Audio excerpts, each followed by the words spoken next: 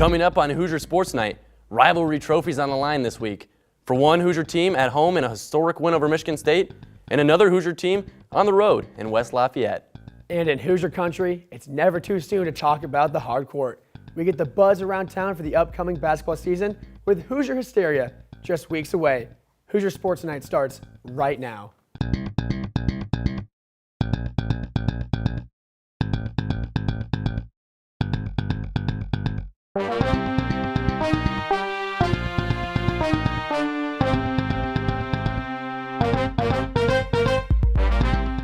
Back to the studio in Franklin Hall, I'm Jordan Burrows. And I'm Patrick White, filling in for David Sugarman and Juliana Sherry this week. And Patrick, the new Simon Scott Assembly Hall has all these new renovations, and with that, Hoosier Hysteria is going to be coming up. Coach Terry Morin and Coach Tom Crane have new faces in the crowd. Yeah, Coach Tom Crane building up a solid class for 2017, and with 5 commits, ESPN ranks them number 20 in the nation. Within the past week, the Indiana Hoosiers have landed 2 commits to their 2017 recruiting class. The first commit IU landed was Justin Smith, a 6'7" small forward from Buffalo Grove, Illinois. Smith is a 4-star recruit and is the 80th ranked player in the ESPN Top 100. Along with Smith, the Hoosiers also received a verbal commit from Clifton Moore. Moore, a 6'10" power forward from Pennsylvania, has tremendous upside and will add some size to the Hoosier squad. The Hoosiers aren't done recruiting for their 2017 class and still have a few more prospects on their radar. In a few weeks, Hoosier fans will pack into Assembly Hall, which is sporting a new look. And IU Athletics says that the renovations will improve the game day experience for all Hoosier fans. And this is exactly why fans are excited. New renovations, they're going to pack the house at the new Simon Scott Assembly Hall. Come check out the Indiana women's team and men's basketball team as they both compete in a 3-point contest, with the men competing in a dunk contest as well.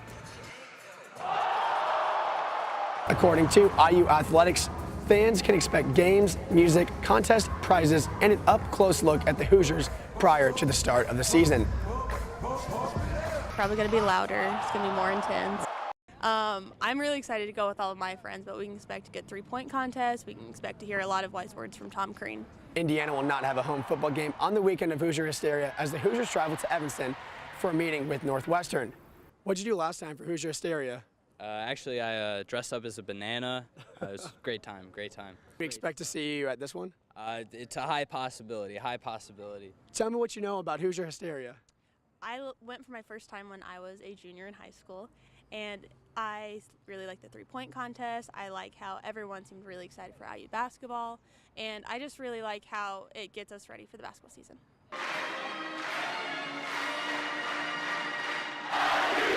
Hoosier Hysteria is on October 22nd, and it's just another reason for Hoosier fans to boast about the IU Athletics. The football team coming off a huge victory over Michigan State this past weekend. Not only is it a battle in the conference, it's also a battle for the old brass spittoon. When Michigan State first proposed this trophy, IU students said, "We hereby accept your challenge." Brandon Pavlina has the defensive highlights for this game that went into overtime. Opening drive for the Spartans would go 14 plays, but ended with a blocked field goal by Indiana's Patrick Doherty. The Hoosiers would punt on their first drive, giving MSU another chance to get on the board first, and they capitalized. Tyler O'Connor over the middle drops a dime to R.J. Shelton, who takes the pass 86 yards all the way to the end zone to put the Spartans up 7-0. Jump ahead to the second half, same score. O'Connor is pressured outside the pocket, but off his back foot, he delivers a strike to Delton Williams for a 24-yard touchdown to put MSU up 14-0. Ensuing drive for the Indiana Hoosiers, Lego drops back and finds a crossing Ricky Jones, who's able to get ahead of the defenders and rumble all the way downfield for a 57-yard gain. After a first down on 3rd and goal, Mitchell Page gets the ball in motion, and he's going to toss it back to Richard Lego beautifully right over the shoulder, and Lego hauls it in to put IU on the board and make it 14-7. Following a punt from the Spartans, the Hoosiers are backed up on their side of the field, so Lego's going to flip it out to Divine Redding. Lego then decides that it's time to take a shot downfield, and it's to Luke Timian, and he hauls it in 40 yards in the air, and the Hoosiers are driving after a first down. Lego back to pass with a nice pump fake, puts it on a platter for Ricky Jones. Touchdown, Indiana. Ball game tied at 14. Michigan State would go 3-and-out and punt again, and on the first play, Divine Redding on the end around goes off up the field and hurdles a defender, but loses the ball fortunate that teammate Nick Westbrook is right there for the recovery. And then it's Lego back to pass again. This time it's Mitchell Page right over the fingertips of the defender for an Indiana touchdown. Hoosiers take the lead 21-14. So the Spartans now have to score to keep the game alive. O'Connor completes the pass out to Monte Medeiros for 16 yards and a first down for the Spartans. And in the red zone, it was all Gerald Holmes on this drive, down inside the 6. 2 plays later, Holmes is going to take it right to the goal line. Initially, this was ruled a touchdown, but review would overturn it. And so on 3rd and 1, Holmes is going to get stuffed by the Indiana defensive line. But then on the ensuing play, O'Connor is going to roll out for a touchdown with 11 seconds left, which means we're going to overtime. The Spartans would get the ball first, and Indiana, without a sack all game, gets their first one of the night on the second play of the drive from Patrick Doherty. And then on the very next play, O'Connor going to drop back, and he gets sacked again, this time by Nate Hoff. So Spartans kicker Michael Geiger on to attempt a 49-yard field goal. It's up, and he missed. So the Hoosiers need just a field goal to win the ball game. And on the first attempt, he missed the game winner, but hold on. A flag for leaping gives the Hoosiers a fresh set of downs for the win, and he nails it. Griffin Oakes hits the game winner, and here's another look. The Hoosiers win in overtime by a final score of 24-21. Richard Lego finished with 276 yards and 2 touchdowns to go along with an interception on the evening. Divine Redding had 100 yards on 19 carries, and Ricky Jones had 5 catches for 124 yards and a touchdown. The Hoosiers have another match with a ranked Big Ten opponent upcoming this week. They'll take on Ohio State, the number 2 team in the country. And in IU's football history, they've never beaten a number 1 or number 2 team. That's right. The highest ranked team they have beaten was all the way back in 1967, number 3 Purdue, a 19-14 victory in Memorial Stadium. Drew Martin will tell us more to expect in this upcoming matchup. The Indiana football team will take on the Ohio State Buckeyes this Saturday, October 8th, in Columbus, Ohio. Last year, the clash between the powerhouse that is the Ohio State football program and the less-than-proven Indiana Hoosiers was a surprising thriller, giving many Hoosier fans a reason to believe their team could pull off the upset in the 2016 matchup. Indiana got off to a very solid start in last year's game at Memorial Stadium, with the running back duo of Divine Redding and Jordan Howard making some solid early game plays to establish that the Hoosiers would not go down as easy as some may have thought. Ohio State, though, countered with a 1-2 punch of their own, with Cardale Jones and Ezekiel Elliott as elite weapons for the then number 1 team in the country. Elliott finished the day with 23 carries for an astonishing 274 yards. The Hoosiers were down late in the game without their injured starting quarterback Nate Sudfeld. Sudfeld went down with a knee injury and was replaced by Xander Diamont. The Hoosiers attempted to mount a comeback, and thanks to this 79-yard run by Diamont, they found themselves within striking distance. With a chance to tie or possibly take the lead at the end of regulation, the ball was deflected by the Ohio State defense, and the Buckeyes survived. Looking forward to this year's game, one of the big questions is how Richard Lego responds to the secondary of Ohio State. Lego has 6 interceptions on the season, and his ability to make smart decisions with the ball is crucial to the success of IU's offense. Not only do the Buckeyes have one of the strongest secondaries in the country, but they also have proven their status as an elite defense all across the board. With many players from last year's team moving on to the NFL, the Buckeyes have reloaded with new running backs Mike Weber and Curtis Samuel, as well as potential Heisman Trophy candidate, quarterback J.T. Barrett. Coach Wilson had this to say about the Ohio State program. I respect the way they play as a team, and when you have all those skilled kids keeping their egos for the good of the team, that's a credit to the way those guys coach and play. You know, Coach Meyer has a great staff. He does a great job, and he's got a great team atmosphere going right now. It's a young team that's very, very talented, but playing very, very well as a team. The Buckeyes haven't lost to Indiana since 1988, and IU has lost its last 12 games at Ohio Stadium. But the Hoosiers will be looking to break that streak on Saturday. For IUS TV Sports, I'm Drew Martin.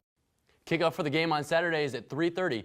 Follow along on the Twitter page at IUS TV Sports. Also, tune in at WIUX 99.1 as Kevin Highland and Eddie Coten have the call. It's been a rough road for the men's and women's soccer teams, who are both looking to rebound on that and do better on the home pitch. On Tuesday, Notre Dame handed the Hoosiers their first loss of the season in a shutout, 4-0.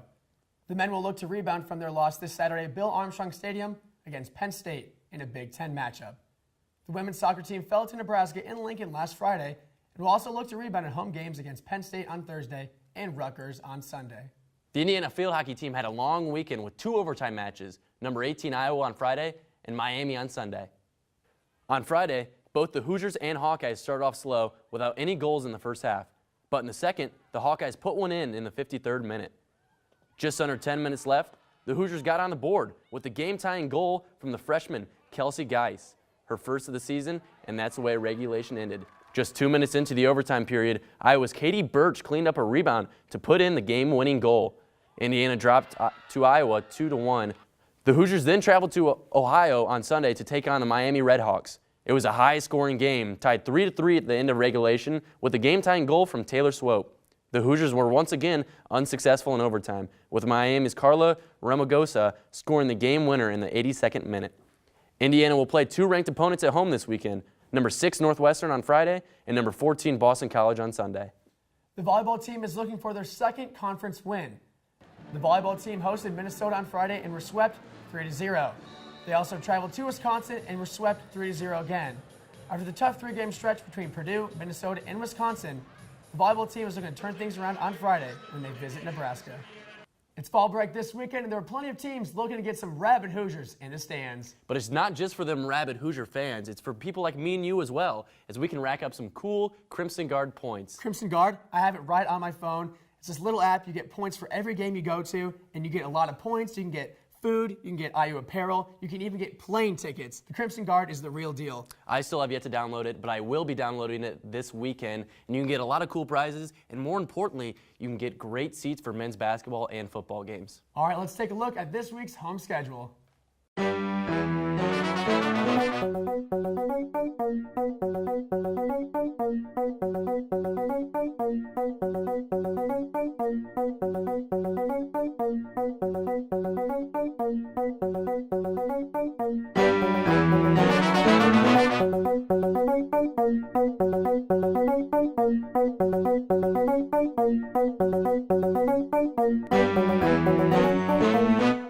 There's a lot of rich tradition at Indiana University. It seems like it's in our DNA as Hoosiers. And like many other Hoosiers, my favorite traditions include Indiana University Dance Marathon, the Little 500, tailgating, and as always, shaking Herman B. Wells' hand before a hard test. A lot of great things, and you can't forget about the IU Crab Band. Our very own David Sugarman caught up with a member of the Crab Band, and what makes it so special.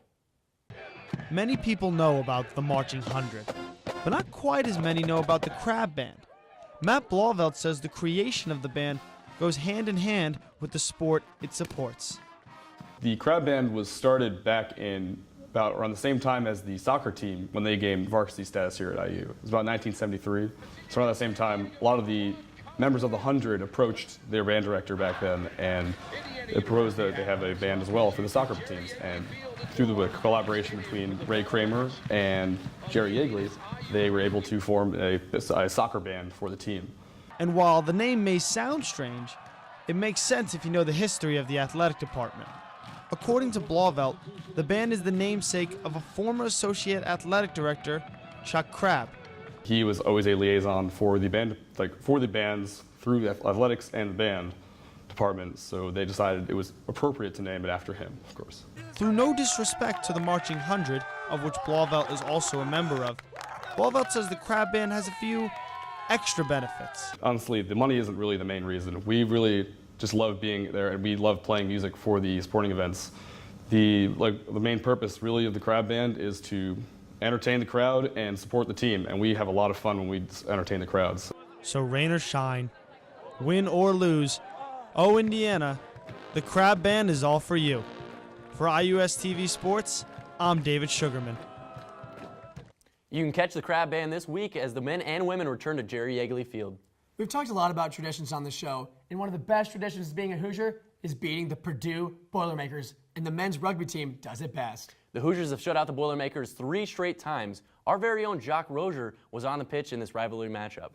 The storm is over now, and the downpour is about to begin. Indiana at the Purdue pitch not expecting a fight from the Boilermakers, but points early on were very hard to come by. Purdue not willing to bow down, but eventually the Hoosiers will be done. Indiana up by 2 tries 20 minutes into the first half.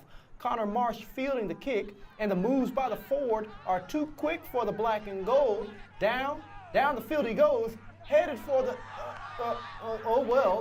the grass is the only thing that can tackle him on that run. Jake Hidalgo with the ruck. Mike Weimer gets a pick and go to the left as scrum half Takuro Suzuki catches up to the play. Quick out to Marsh before taking it over the try line himself. Hoosiers up 24-0 at halftime. In the second half, the highlight of the day, Travis Katona fields a kick from Purdue. He goes down.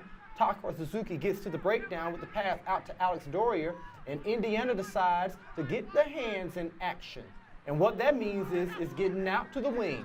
None other than All-American Jake Hidalgo on the outside. And tries the Boilermakers might, he's getting 5 on this one. You know, just instincts kick in, and when that guy draws real close, you just kind of lower the shoulder a little bit, get some leverage on the arm, and just push that fend. You know, that's just basic rugby. Later on in the second, Katona about to get taken out.